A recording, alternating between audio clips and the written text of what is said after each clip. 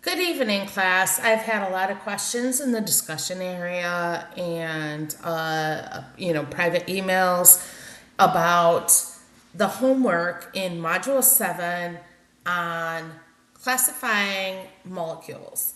And I think part of the problem is, what does this statement mean, or what does this question mean? And the question means, what is the functional group? I'm going to write that out. Okay, so what is the functional group? What do we know? Well, this is a typical structure given in the homework problems, and this structure is not showing everything. So, what's it not showing? It's not showing the carbon atoms. We all know from our reading and the discussion that organic molecules are based off of a hydrocarbon backbone, and so these vertices, the things aren't shown, are the carbon atoms. These are carbon atoms that aren't shown. Okay, so this structure that would be shown in your homework would be the exact same as that structure where you're showing everything. Organic chemists like to use shorthand notation, so these are some other ways that you could visualize the same molecule. These are all the exact same structures. So in this molecule, for example, the endpoints and vertices are carbon atoms.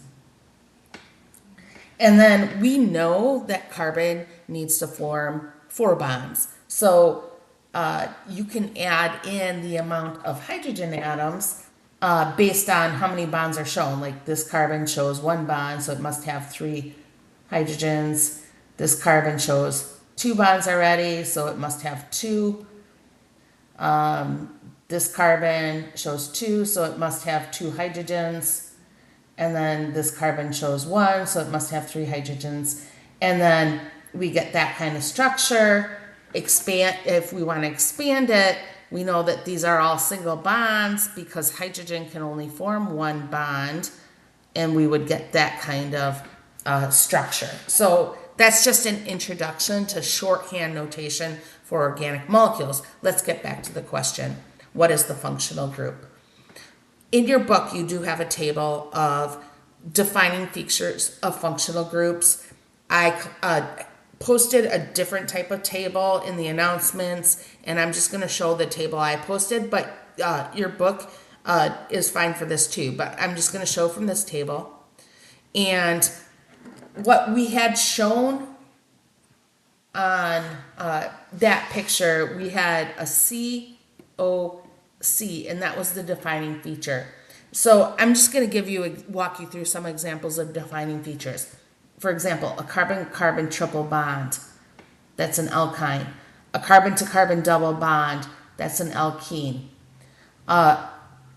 A carbonyl-carbon, which is a C double bonded O, where that C is bonded to 2 carbon atoms, would be a ketone.